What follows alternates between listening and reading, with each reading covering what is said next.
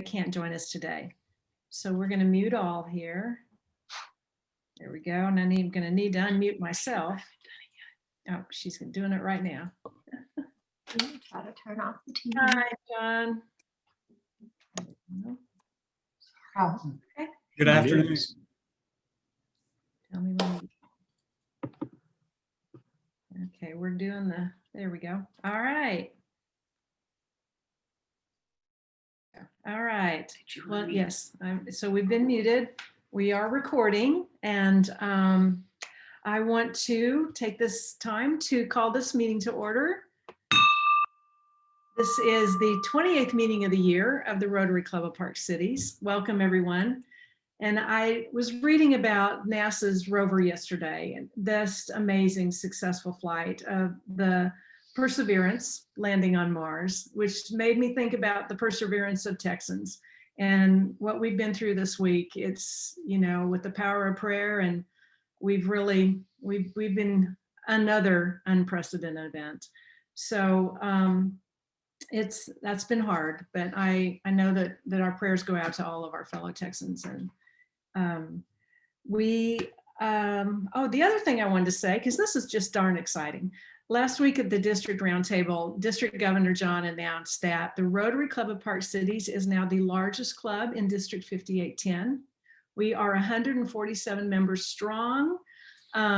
This doesn't happen by accident. This happens by Daniel Drabinsky and Paul Pyrock and all of them that have brought members into the club, that embrace the members when they join, like Paul, and send them, work with them through the new member process. So it's just amazing. So I'm sorry for your brother, Linda, but the downtown club no longer gets that gold star. But anyway, we do have a couple of guests here. We've got Margaret and Herschel. They are the proud parents of our guest speaker, Robert Wolonski, today. So thank you guys for taking the time to join us. We talked briefly during the social hour with some joys and concerns. If there are others, you can, let us know. Actually, you would unmute yourself and let Nolan know, and we'll start with our, no more? Okay. First, we're going to do we got a little birthday slide. Alice Friedline prepares these for us each month, and it's really nice to be able to acknowledge, particularly when people just had a birthday. So, as was Betty yesterday. You want to hide the bar? There you go. And we've got coming up Jeff Sheehan and Cleve Clinton next week. So if y'all get a minute, you can shoot them a text or give them a phone call. They'd love to hear from you. Also, just a reminder to everyone on this slide, all of our February birthdays, that this is a great time to make your donation to either and or both the RCPC Foundation and the RI Foundation. Okay, next up, I'm going to go ahead and introduce, we'll start our meeting with our invocation. It will be, first off, Nolan Duck will do the invocation, followed by the pledge and the national anthem. Immediately following that, Happy will be doing the introducing our Marketplace Advertiser. And then Greg Pape will tell us about our beloved RI Foundation and all that good work. And then we'll wrap up with Holly announcing and showing you our new membership brochure. Okay, Nolan. All right, good to see everyone today. We do want to definitely remember Linda Tunnell's cousin, who is in ICU in Tulsa, I think it is, and also Holly Hollenbeck's nephew committed suicide this last week, and we need to pray for her sister and his siblings, because I know this is a terrible time in their lives, and trying to understand how that could have happened. And I know there are other concerns that we have and things that we can celebrate.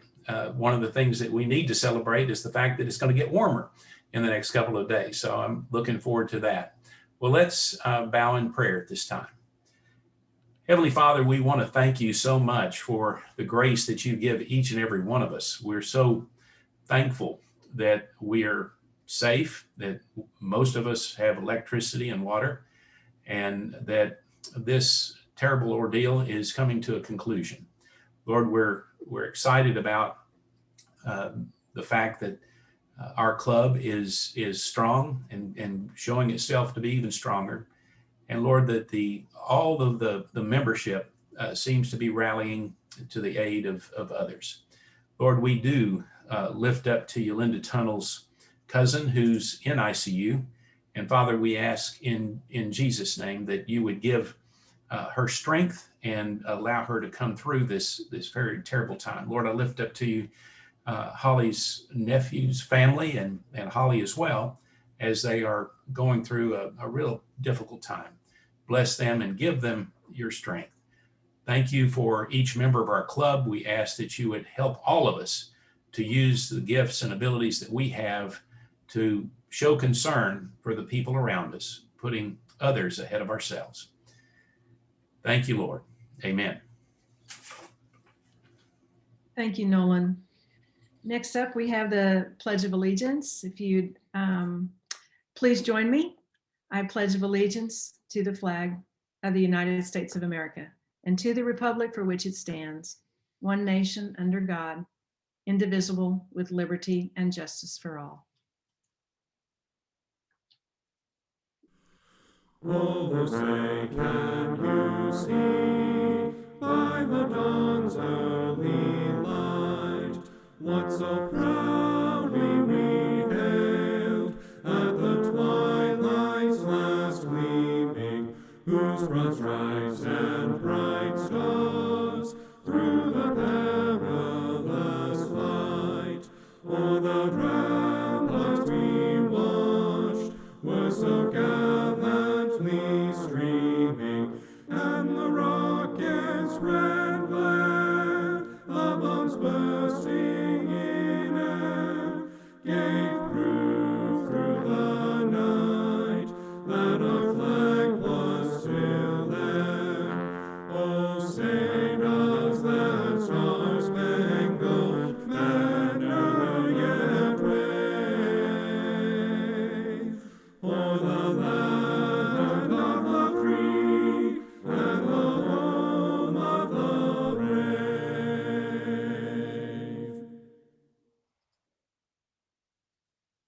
That was awesome.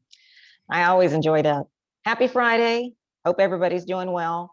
Today's PCR Marketplace Advertiser is RLG Consulting Engineers. They provide civil engineering, structural engineering, surveying, and forensic services to clients across North Texas and the United States. Over the past 67 years, RLG has worked on numerous iconic DFW projects, such as North Park Center, the Dallas Arboretum, St. Mark's, Hockaday, Green Hill, as well as numerous projects across SMU, HPISD, Baylor Scott and White, and Texas Health Presbyterian Hospitals. Their recent projects include the new administration building for Baylor Scott and White, the AT&T Discovery Plaza downtown, renovations to the Dallas County Records building, and the redevelopment of the old Weir's furniture store site into a new 12-story mixed-use office retail complex. RLG staff includes 25 professional engineers and surveyors and over 65 total employees with offices in Dallas, Fort Worth, and Peoria, Illinois. Club member David Goodson retired after 38 years at the firm at the end of 2019 and was succeeded as CEO by club member Stuart Markison. Stuart represents the third generation of Park Cities Rotary leadership at the company that Ray Goodson, a past president of our club, founded in 1953. What a legacy. Thank you so much for your service as our PCR Marketplace Advertiser. Thank you, Happy. Greg Pape, the floor is yours, or the screen's yours. Okay, thank you, President Barbara. We've crested over 20,000 in contributions to the Rotary International Foundation for this fiscal year, thanks to 48 contributors.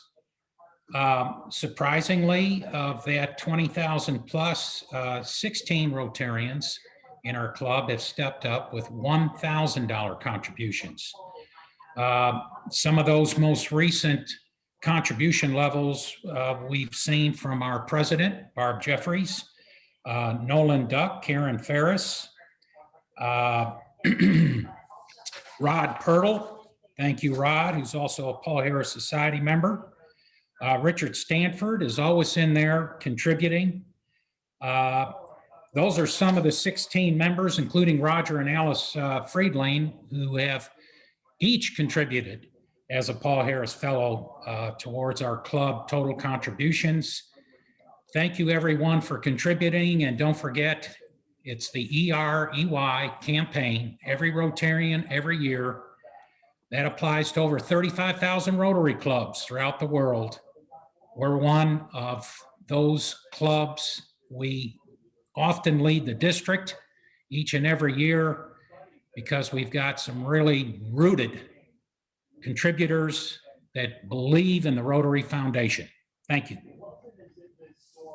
Thank you, Greg. We're picking up someone's feedback. If you would mute if you're not speaking, please. And next up, we have Holly with a new announcement. So Betty provided quite a bit of technology expertise, and Barb gave her a constant consultation, and we came up with a Park City version of a brochure that we used, a similar template that we used at my club up north. It was very helpful to be at charity events, at community service projects, whatever the case may be, to hand one of these out to somebody and have it be a wonderful PR piece that just gives them a quick snapshot of why they might want to contact us or attend a meeting. I am actually your district membership incoming chair starting in July, position I held briefly up in a district up north. So I've been asked by our district to help out with that. And one of the things, as Barb will tell you, that Rotary International has tasked us with is to have a club brochure, something that's a quick, easy PR piece to just give them that initial, hey, come see what we're about kind of feel. And always I recommend as a membership chair, always send people to Rotary International's website, rotary.org. It's a wonderful brochure with much more detail. But this one obviously is customized to our club. And I think with everybody's contribution, we did a decent job. So hopefully you like it. That's the front and the back. So. That's great. Holly, thank you. It was a big project. I appreciate the time you spent and expertise. We're going to print about 100 copies of those. They'll be available at the office. We'll also figure out a way somehow when we get together, we'll get more copies distributed for your use. We are participating in the district's Olympic Games, and they're encouraging clubs. There's 6 different steps, and this is the 4th of the 6. And we are on track. So thank you, Holly and Betty Dawson. Both of them did a really nice job. Daniel threw in his 2 cents too. So it takes a team. Next up, we're going to do real quick before we get to our guest speaker. The announcements are going to be our upcoming speakers. And they are, next week will be David Munson with Scurry Johnson is our chair of the day. He's going to be talking about climate change, and which I think is very timely, without restricting oil and gas. And then March 5th will be wonderful. It's again on Zoom. All of March will be Zoom calls.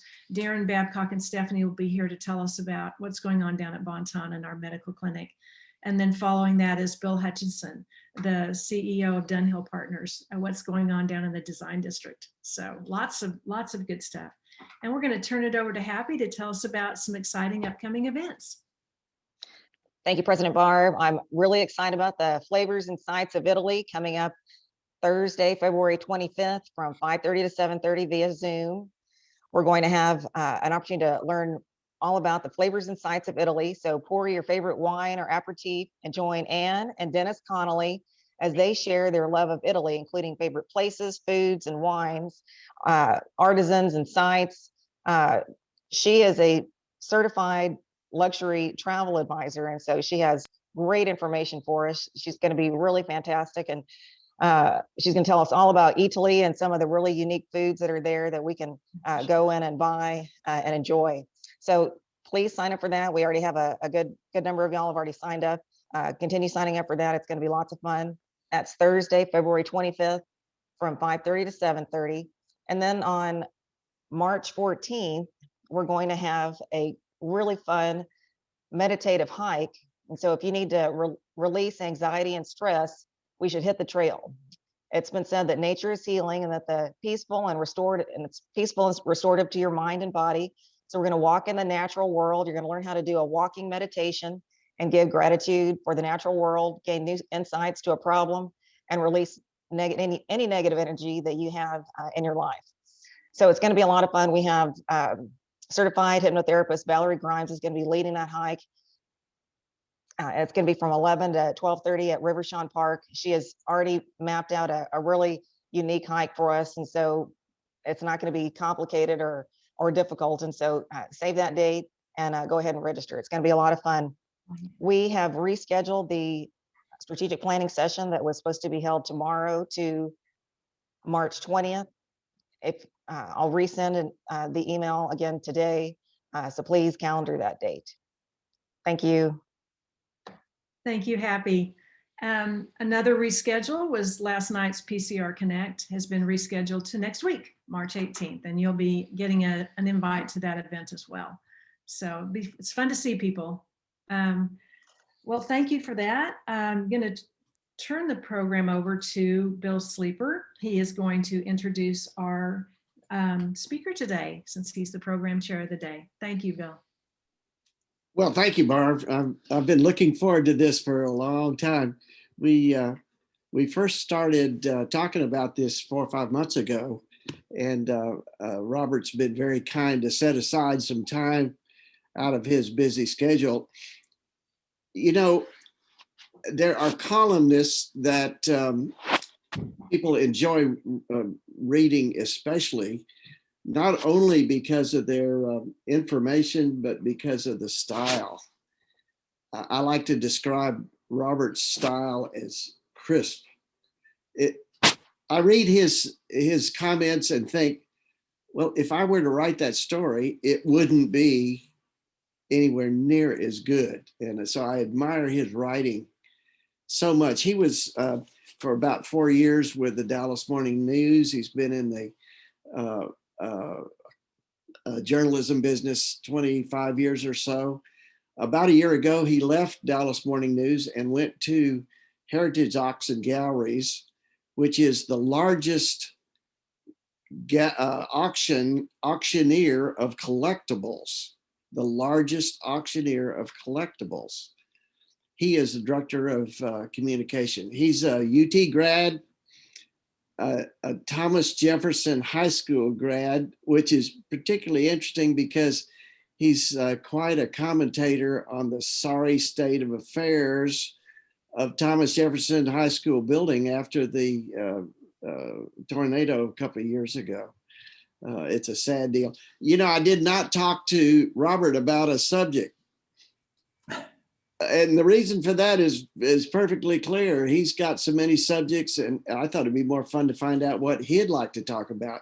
So without talking any further myself, I'd like to introduce Robert Wolonski. Well, it's very nice to see everybody. And Bill, thank you for that introduction. I hope this sounds all right. Yeah. Well, good. It's lovely to be here. I believe, in fact, hidden somewhere amongst all of you, my parents are also watching. That's right. Bill is very good friends with my parents. So that's why I'm here, because I'll be honest, when Bill asked me to do this, I thought, well, I'm not really a columnist at the paper anymore. Why in the world would anybody want to hear from me? I am, as Bill said, the communications director at Heritage Auctions, have been since, well, exactly 1 month ago is 1 year ago is when I believe I submitted my resignation, and it was announced March 11th, right about when the world shut down. So I work for Heritage, but I still happen to be working where I have been working since October 20th of 2019 when the tornado came through. I do live near Marsh and Walnut Hill, which is the area that was devastated by the tornado. My high school, as Bill points out, has been closed since October 20th, 2019. Although if you were to drive by TJ today, it still looks exactly as it did I counted it up the other day. It's about 400 days since the tornado, a little bit more than that. So it's been an extraordinary year. In fact, my son said yesterday, my 17-year-old son who goes to Hillcrest, he said that things just haven't been the same since the tornado. And it feels like that's about right. It has been one hell of a last year and a few months on top of that. So it's great to be here. As Bill said, I still do write occasionally for the morning news. In fact, I had a piece in the paper a couple of weeks ago about Chief David Kunkel, former Dallas police chief, and the circumstances in which he finds himself. He and his wife, Sarah Dodd, who had been a reporter at Channel 11, wanted to share their story about his struggles with Lewy body Alzheimer in the hope of making people more aware of that and telling people that it wasn't necessarily a losing battle. So I still do write for the paper. And in fact, I just turned in a story about my father and about South Dallas and Park Row and South Boulevard, where my father grew up, for Texas Highways. That'll be, I guess, appearing in a couple of months. Oh. And still, people still call me, as they do just moments ago, to submit stories and to submit ideas for the paper. So it's been an interesting transition going from a journalist for 30 years. I began at the Times Herald in 1990, although I began writing for the Times Herald when I was a TJ in 1986. I was very fortunate. My journalism professor, teacher, TJ, her husband, Tom Sabulis, was the film critic at the Dallas Times Herald at the time. And Tom was my first of many mentors. And he is the one who helped make me fall in love with writing. Because I was a terrible writer when I went to Alex W. Spence Middle School. In fact, the only F I ever got when I was a kid was at Alex Spence for my writing. So my teachers there taught me a great deal about what it meant to be a storyteller. But Tom Sabulis and his wife, Jill, taught me how to be a storyteller. So 30 years in journalism at the Times Herald, 20 of them at the Dallas Observer, and then 8 years at the Dallas Morning News, and now a year here at Heritage. Never leaving Dallas except for a couple of years when I was in Los Angeles. One thing that I actually spoke to a Rotary, if another friend of mine had asked me to speak about a month ago. We talked about Dallas. We talked about the state of the city. We talked about how frustrating the city was, how poor its roads are, how terrible its governance is. We talked about Shingle Mountain, which is one of the things that I have written extensively about since I've actually left the paper. We talked about heritage auctions. We talked about all kinds of things. So I guess I would also recommend that if you, since we're all here together on Zoom, and since folks are, in the place they've probably been for the last week or the last month or the last year, I'm also more than happy to take your questions. I do these Zoom webinars quite a bit here at the Heritage Auctions. It's been a great way to get to know not only the people I work with, but the folks who sell to us or through us and the folks who buy through us. So, I do this probably 3 or 4 times a day, and we take questions. So if you have a question, do not be shy about unmuting yourself and just asking something, because frankly, this is way more fun if we have a conversation, because I know watching a guy on a screen talk endlessly about stuff you may not be interested in might be the worst possible thing that has come out of any of this technological advances we have made in the last year. So Holly, you have a question. By all means, let's hear it. Well, I am a huge Nora Jones fan, and I see your framed tribute behind your head. So this is not a tribute. So tell us about it.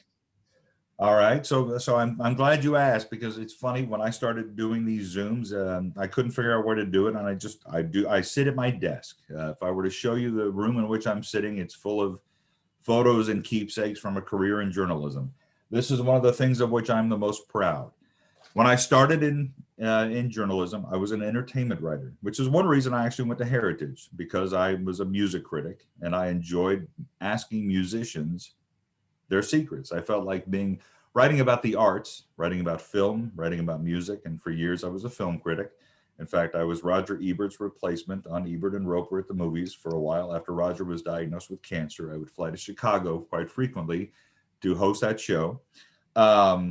And I interviewed all of my musical heroes, from David Bowie to Elvis Costello to Randy Newman to Burt Bacharach. In fact, I remember my mother introduced me to Ella Fitzgerald when I was a kid. It's something that always stuck with me. So interviewing musicians was something that I always loved more than anything else. In fact, one reason I went to Heritage was so I could get back in touch with writing about the arts.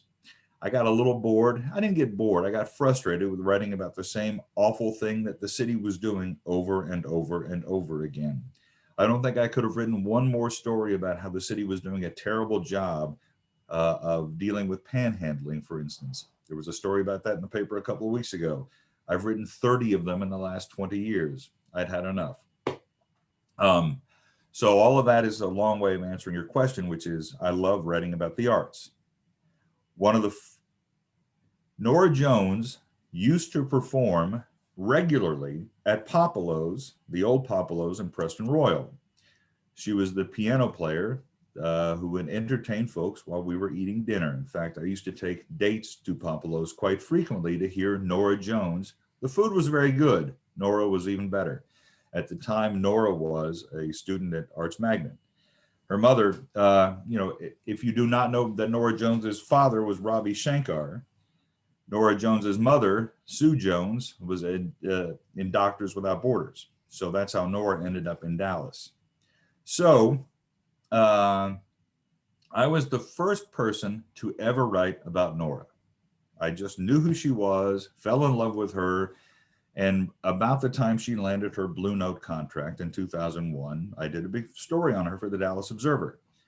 The best part of that, or the worst part of it, I should say, is it was a great story. It was the day I talked to her the day she got bumped off of David Letterman, which of course would not happen after that, but at the time, Nora was an unknown and she got bumped off Letterman. So she and I had a long talk that day and I wrote a great story about her, by which I mean it was flattering. I don't think it was well written necessarily. But what I thought was interesting was the fact that it was the first piece ever written about her. And I don't think anybody ever read it because it appeared in the Dallas Observer on September 11th, 2001. So many years later, when Nora's album sold, this is for 8 million copies, this showed up in the mail. This came from Nora, or from the record company, but from Nora, with a nice note from Nora, and that's why it hangs prominently in the house, because it is meant to signify her album selling 8 million copies worldwide.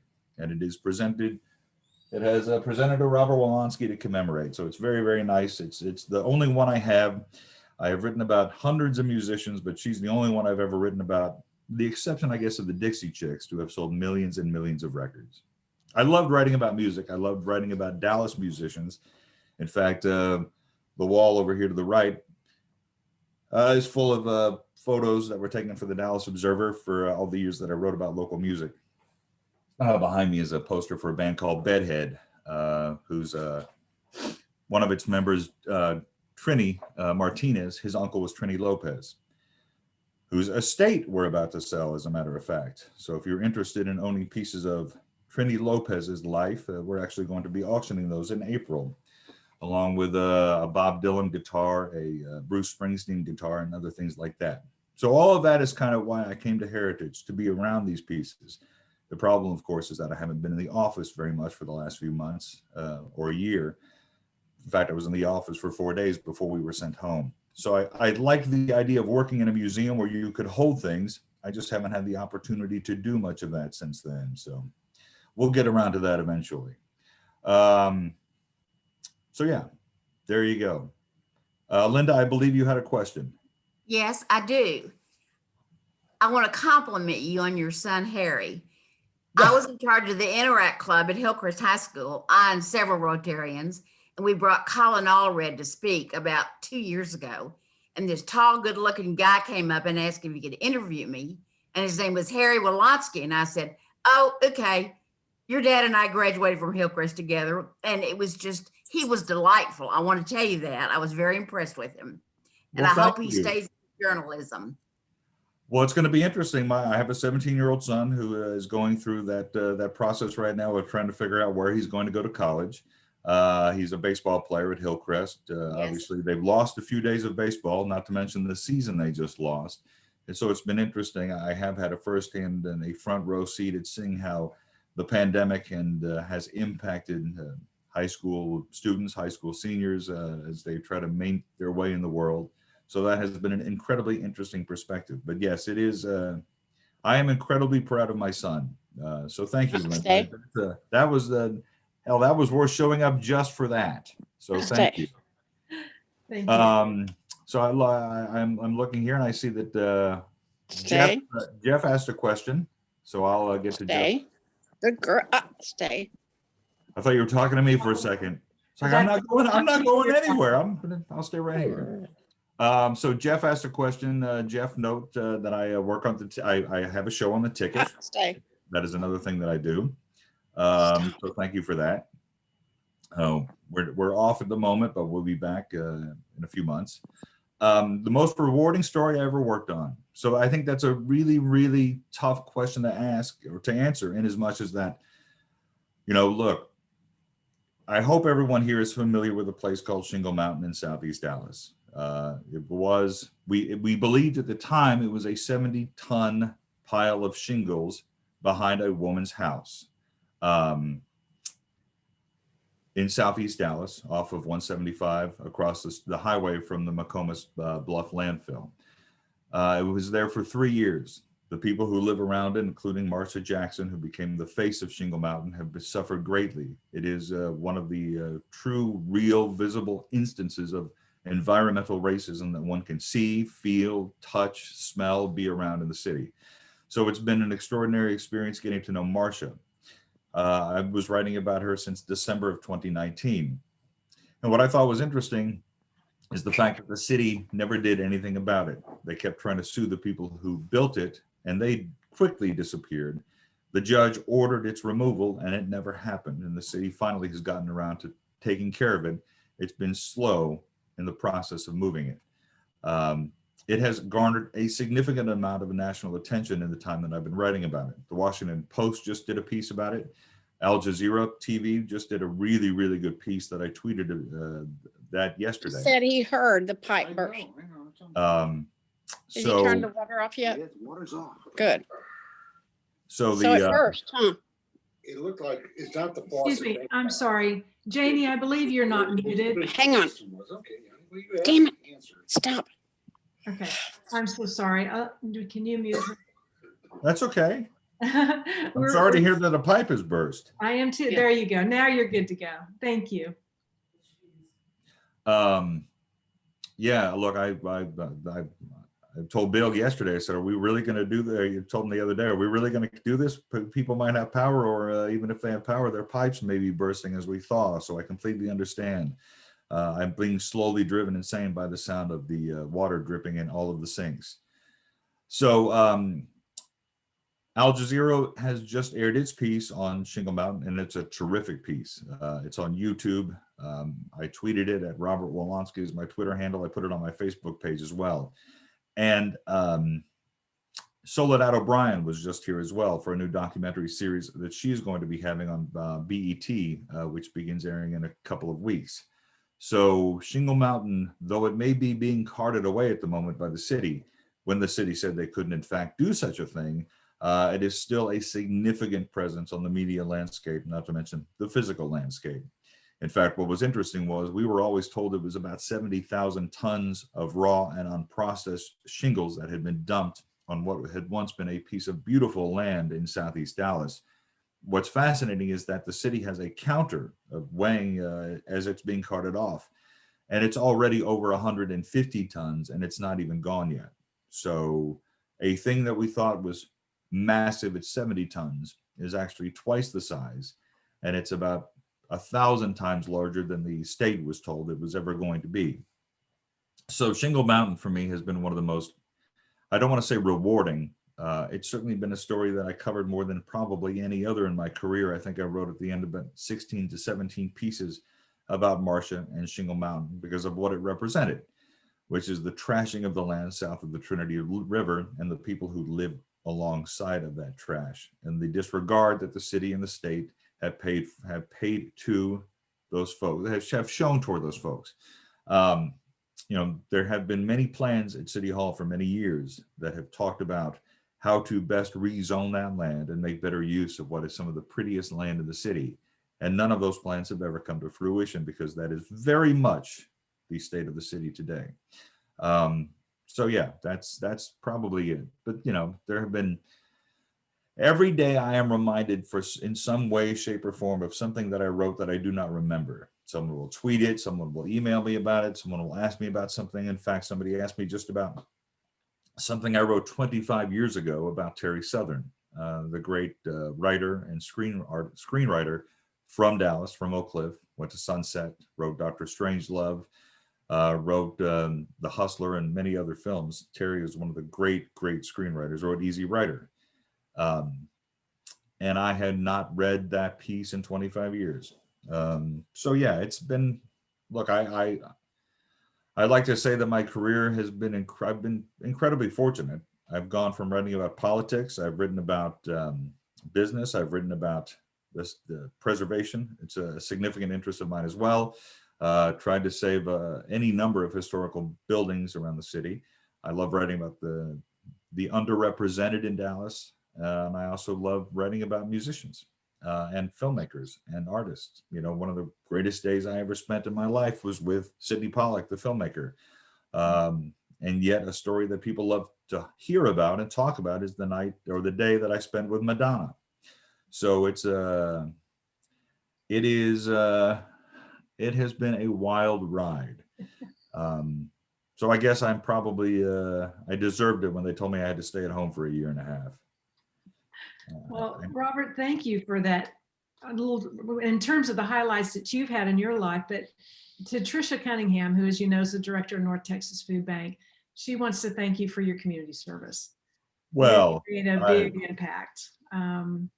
Really appreciate the difference that you make in so many lives. Well, thanks. Well, look, so Trisha told me that she couldn't make it. She was going to be here, but obviously Trisha's incredibly spread thin these days. The work I made it, Robert. Hey, it's great to hear your voice. Hey, there you are, Trisha. It's lovely to see you. Yeah. So I will say this, for 15, 20 years, every time I've given a dollar, until the last couple of weeks, in fact, I think probably every penny I've ever given to a charity was always to North Texas Food Bank. Just because I believe that you just couldn't do more with your money than what the food bank does with your dollar. In fact, when I was at the Dallas Observer, we had a charity every year. We did an auction, I guess a natural entree into the world of the auction house. But we did an auction where we would auction off. Brad Oldham would give us the sculptures of the little bird that he has in Deep Ellum. We had artists who had done pieces for films. We had a lot of really, really extraordinary pieces. And we auctioned them off every year and raised quite a bit of money for a little alternative weekly newspaper. And all of that money went directly to the North Texas Food Bank. And this year we hosted a thing on the ticket, a concert on New Year's Eve afternoon, where we had 9 local musicians, including Edie Brickell and the New Bohemians, Rhett Miller of the Old 97s, and other folks who all showed up immediately online just to perform a couple of songs on a rainy, cold New Year's Eve, because they heard it was going to be for the North Texas Food Bank. So whatever little bit I have done pales in comparison to the extraordinary efforts and amounts that have been raised and done by Trisha. So, and I know Trisha, I believe you told me that the Rotary Club here has actually funded one of the mobile food trucks. Is that correct? That is absolutely correct. So they're great partners of ours, and they continue to volunteer whenever they can safely. And so, yeah, so this is a great group of people, Robert. So thank you for speaking to us. Oh gosh, look, that's what made me super excited about being here. I mean, between Bill's, friendship with my parents and knowing that you were here, and now I've gotten to sort of, now that I see a bunch of names and figure out who a bunch of folks are here, this is certainly a really, really great group of people. So I'm certainly delighted to be here. I hate that we can't do it together, and I hate that it's that there are folks dealing with broken pipes and probably still thawing out. But I know Trisha, since you're here, I guess I actually have a question for you. I know you guys had to actually cancel a bunch of events over the last week because of the weather. I assume that you're going to have a hell of a schedule here in the next few days. Yeah, we're starting up. We started delivering again to agencies today. We reopened yesterday. We actually had a pipe burst in our facility yesterday as well, but it didn't impact the food. And so we're getting more food out. And yes, we're seeing a surge of demand. You know, the supply chain is very, very fragile right now. The grocery stores are wiped out. And so, you know, most of the people we serve have some resources, but they're not able to get what they need at the grocery store. So our agencies and the food bank, we're ready to serve. We've got 2 distributions tomorrow, one down in UNT Dallas and one up a little bit further north. And then we're going to be doing a distribution on Sunday, our first ever Sunday distribution at New Mount Zion Baptist Church. And then we'll have distributions all next week because we know people need access to food right now. It'll take a few weeks for us to get everyone sort of back into their normal schedules, because, you know, you have so many people that were impacted by the pandemic already. And then now those that were losing work because of the weather and school children being home, it's just really been very sad. So thank you for asking. Well, look, I mean, I was yesterday, it was the first day I got out and actually got to the grocery store. I thought I had well prepared, but I had not, especially when you have a 17-year-old who's an athlete in the house. It was kind of extraordinary to see the fact that all the shelves were almost completely empty. And I'll be honest, one of the first things I thought of was, how is this going to impact the food bank and trying to, you know, get food in the pipeline. So it's been really a fascinating and heartbreaking thing to see. And I assume that, you know, I know Fair Park is dealing with some issues, and you've obviously done some significant things there. And with the vaccination efforts that are taking place there, I sort of wonder kind of how all of that will play itself out, because we've lost a week of vaccinations, we've lost a week of food distributions.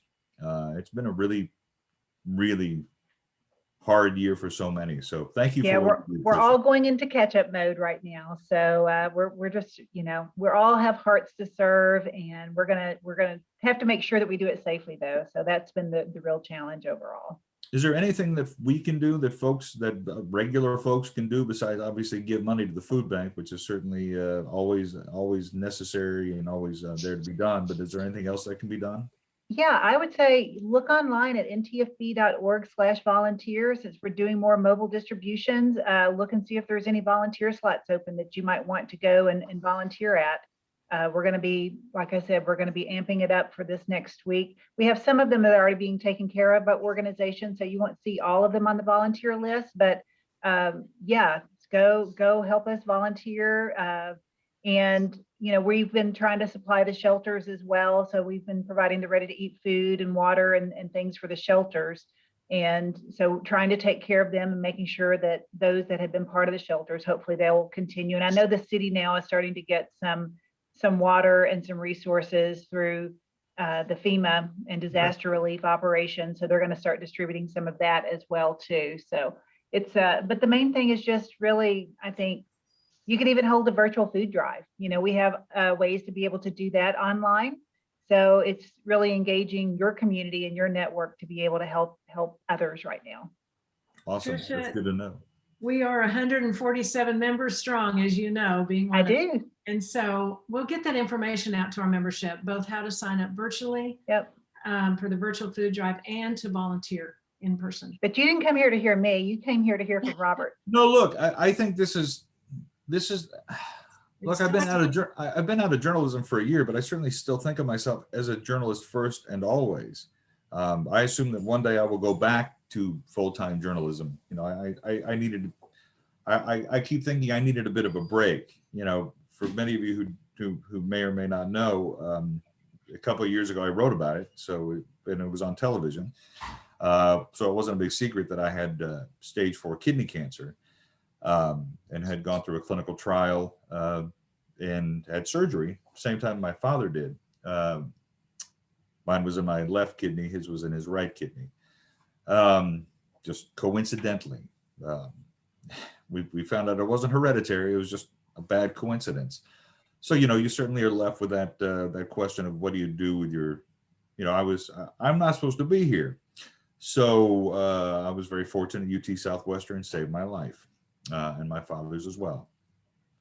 So I have been, you know, I sort of wrestled with what do I do now? I'm not sure the auction house was necessarily the first thing on everybody's list. It was just an opportunity to do something really fun and different at a place where I could, interview Linda Ronstadt about why she's auctioning her piano. Next month, I'm interviewing Jim Davis, the creator of Garfield. We're going to be doing a big Garfield only auction. He's selling a lot of his pieces. I'm going to talk to Gary Trudeau, the creator of Doonesbury, one of my heroes. We're auctioning off several pieces of his.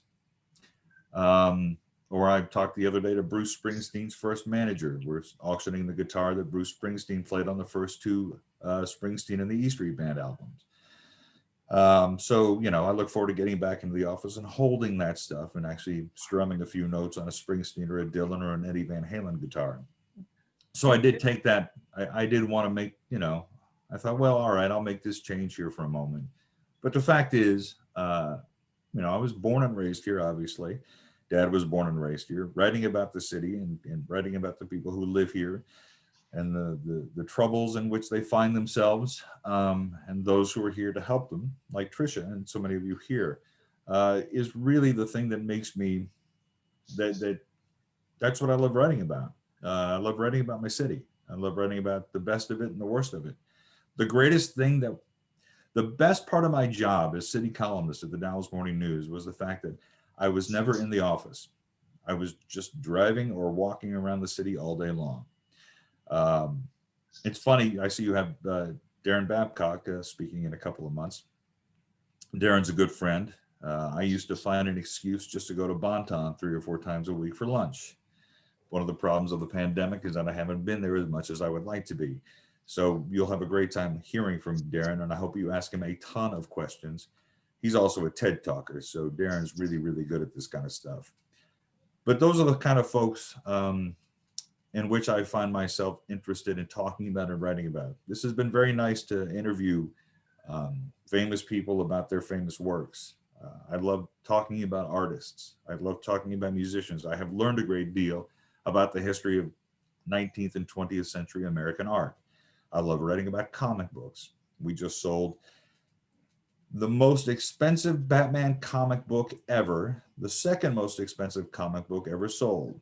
And I it's an interesting place to be around, an interesting business to be in when you are selling $2.2 million comic books while people are going hungry in the other city in which you live.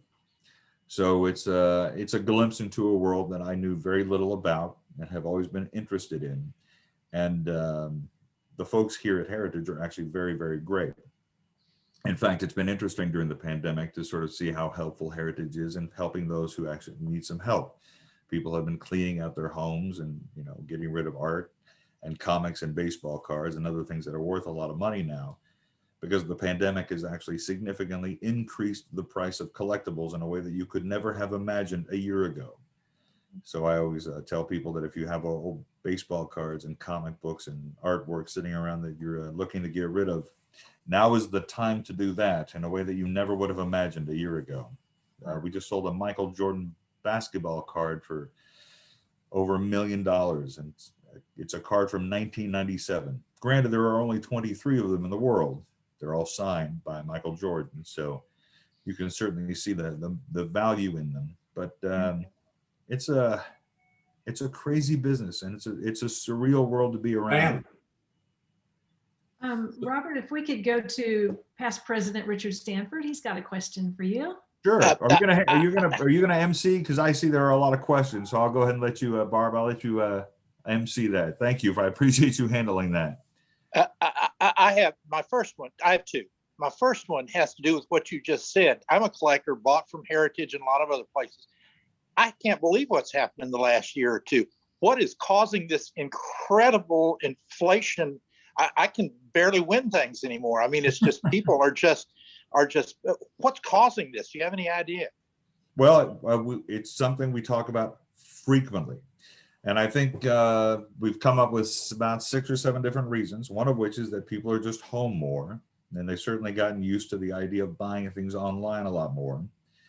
There is a great deal of nostalgia, and I believe an escape into things that people loved historically that they've responded to. In the middle of the pandemic, people really, they want to own the things that they used to own, and they're certainly more expensive because they're more collectible now. People aren't traveling, so they have some money lying around that they might have spent on other things. There is also a significant number of folks who are beginning to look at this stuff as collectibles, as investments. They have just diversified their portfolios. You've certainly seen that in the sports card business. I mean, a Mickey Mantle 1952 Mickey Mantle card, they're selling for, I think we have one that's in a decent shape that was estimated to sell for about $500,000. We have an auction that's coming up that closes next week that's already beyond its estimate. Baseball and sports cards that has really, really, really been where the market has seen an incredible uptick. But then again, we sold the best copy of Batman #1 ever available for $2.2 million a few weeks ago. Coins are selling for astronomical fees. People are looking to collectibles because look, they're never going to make any more of those. You're never going to make another Batman #1. You're never going to make another 1952 Mickey Mantle. You're never going to have another. God, we're gonna auction a few Marilyn Monroe dresses from some of her most iconic appearances and some of her most iconic films upcoming. Bruce Springsteen will never make 2 more first albums ever again. So the fact that people are buying these to put in their homes, buying them as collectibles, is remarkable. And I'd like to tell folks that if now is a good time, whatever it may be. It's in fact, my dad has a couple of cards that my son sent to get graded. My son Harry actually works at Heritage right now in the modern sports cards. So busy they are that this kid who loves baseball cards and football cards is now working for Heritage because they needed the help. They needed the guidance. Look, I think the investment side of it is a big part of it. Okay. My last question. I hate to dominate. You've covered Dallas for so long. You've lived here.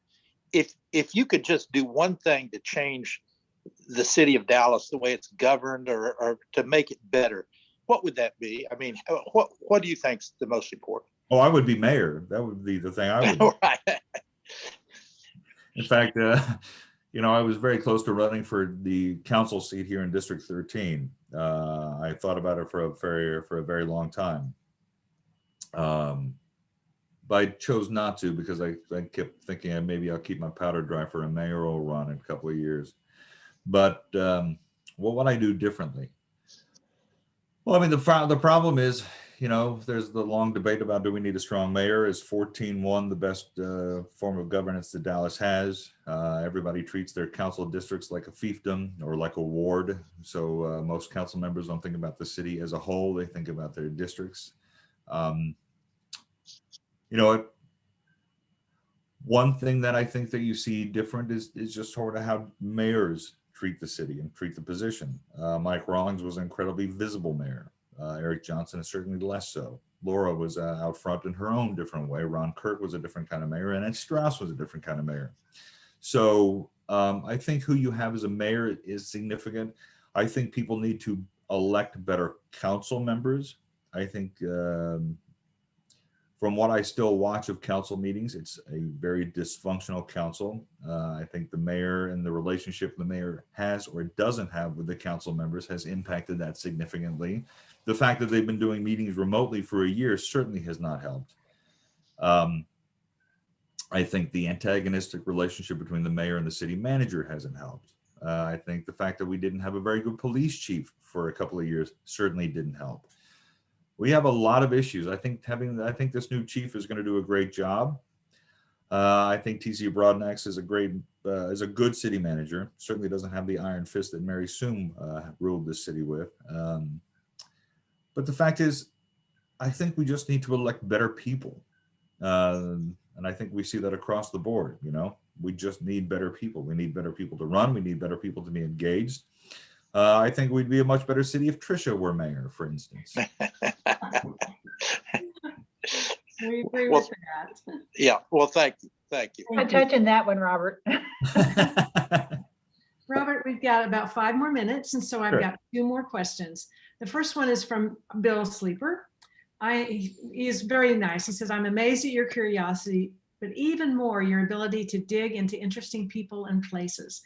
Any interesting surprises as you prowl around during your newspaper career? Oh, every day was a surprise. The thing I loved most about journalism was the fact that you never knew what the day was going to bring. The most surprise, I'll tell you this, the most surprising thing that I ever discovered during my tenure at the Dallas Morning News, and I'll confine it to that, was the day that I found out that Dwayne Caraway had stolen $500,000. We all knew Dwayne was a character. We all knew Dwayne probably wasn't the most honest city council member Dallas had ever had. But when the guilty plea, I should say, came out, in which he was involved with the Dallas County schools and the buses and the bribes and the gambling and all the other stuff, that surprised me. Dwayne is somebody I still really like. Dwayne had been, he was a frequent guest on our ticket show.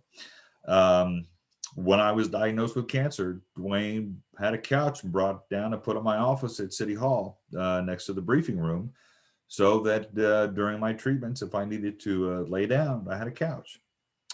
He was one of the few people actually who knew.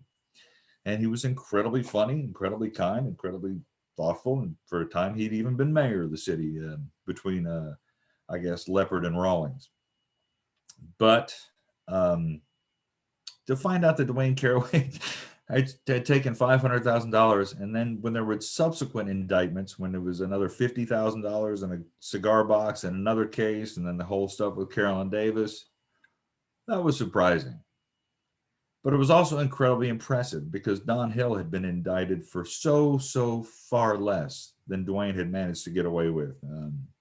So yeah, it was. I'm always surprised when the people that you think have the best intentions are taken a little back on the backside.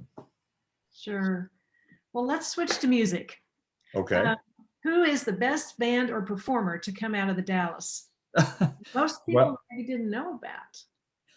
Well, I mean, gosh, Dallas has a remarkable history. I hope everybody's familiar with Robert Johnson, the bluesman, Hellhound on My Trail and so forth. Robert Johnson only recorded in 2 cities in America. He recorded in San Antonio, and he recorded at 508 Park Avenue in downtown Dallas, next to right across from the Stew Pot. In fact, the day that Robert Johnson recorded for OK Records, he also, Bob Wills and the Texas Playboys also recorded there. Dallas has the most remarkable and rich history probably of any city, going back to the Dallas Jug Band of the early 1900s, all the way through the Dixie Chicks and Norah Jones and Pantera, if you're metal. At one point, every top artist in every modern contemporary genre in the 90s was from Dallas. The Dixie Chicks were in country, Erykah Badu in R&B, Pantera in heavy metal. I have behind me, in fact, are all my CD, are some CDs. There's a wall on the other side. The top 3 shelves are all local musicians, and they're double stacked. So I still listen to nothing but. There are still days that go by where I realize that I have not heard anybody from in Texas. It is amazing that Dallas has such a remarkable, vast, and unexplored history for most people. So email me at wolonskir@gmail.com, and I will send you some recommendations if you want some. There you go. We'd love that for sure. Well, actually 2 real quick ones. Sure. The first one wants to know, when's your book coming out? I have never thought about writing a book. Oh, I think there's a lot of material there. I was asked early on in the pandemic, after I left the paper, a publisher in New York, an agent, asked me if I wanted to write a book. And we discussed a subject that I may, in fact, want to one day visit. It would be about Fair Park, and sort of not just the history of Fair Park, but the neighborhood. It's, my father's auto parts store from 1955 until 2009 was in Fair Park, having moved from Deep Ellum. where it had been since 1932, next to the Nice-Epiphanius Temple. So it's a subject that really, really interests me. Even just the 1960s and 1970s, when the city in Fair Park went in and demolished an entire neighborhood for just a parking lot. To me, that's a story that I think really needs to be told in a more novelistic form. Well, I'd say you're the man to do it. We know you've got the stories and we know you can write. Well, thanks. Pretty good combination. And then our last question is, I know you're familiar with the Park Cities Rotary Club through Bill and Linda and Tunnel and several others, of course, but we'd love to have you as a member. Yeah. Keep us in mind. I will. I always like to say it's the Groucho Marx line, and I don't know if I'd ever want to be a member of a club that would have me as a member, but well, I do appreciate the offer. I have. It's funny. I don't think I belong to any clubs. I was a member of the Captain Kirk fan club as a kid. I think that was about it. Well, now's the time. We believe in service above self, and I'm pretty sure you share that.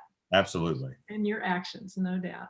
Well, Robert, this is Bill. Thank you so much for coming. Oh, it's been my pleasure. I kept thinking, what the heck am I going to talk about for 45 minutes? And I had no concerns about that. Well, it's been a delight. I realized I could keep going.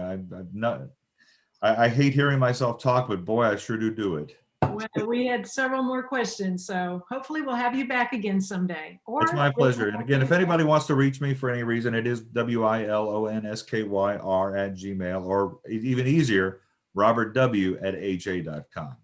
Oh, okay. There you go. Well, to thank you for speaking with us today, we are going to put a book in the Preston Hollow Elementary School in your honor. Oh gosh, thank you. I love that. Thank you. Great. You're welcome. You're welcome. Well, next week we have Chair of the Day, Scurry Johnson. Our member is bringing David Munson. He's going to talk about positive solutions to climate change. He's a fascinating guy. I know David very well. I've been to lunch with Linda, his wife, and David and his wife are very, very good friends with my wife. And I will just say this, you will be riveted. Good. The timing is right. That's for sure. Well, we do record, as we said earlier, our programs each week, and they're available on our YouTube channel. So if you can't join us at noon, you can watch it later. If you would, everyone, please unmute yourselves and join me in reciting our four-way test. Okay, here we go. Did you write him that? The things we think, say, or do. Do. First is the truth. Second is fair to all concerned. Third, Fourth will be beneficial to all concerned. Thank you all. Please keep all of your fellow Texans in your prayers, and everyone have a safe and warm weekend. Thank you. With the 23 people. You can all say goodbye. Since we're in the Bye. Bye. Thank you, Robert. Thank you, Robert. Thank you, Robert. Well, everyone, take care and stay warm. Bye-bye. Bye. We'll just let them kind of roll.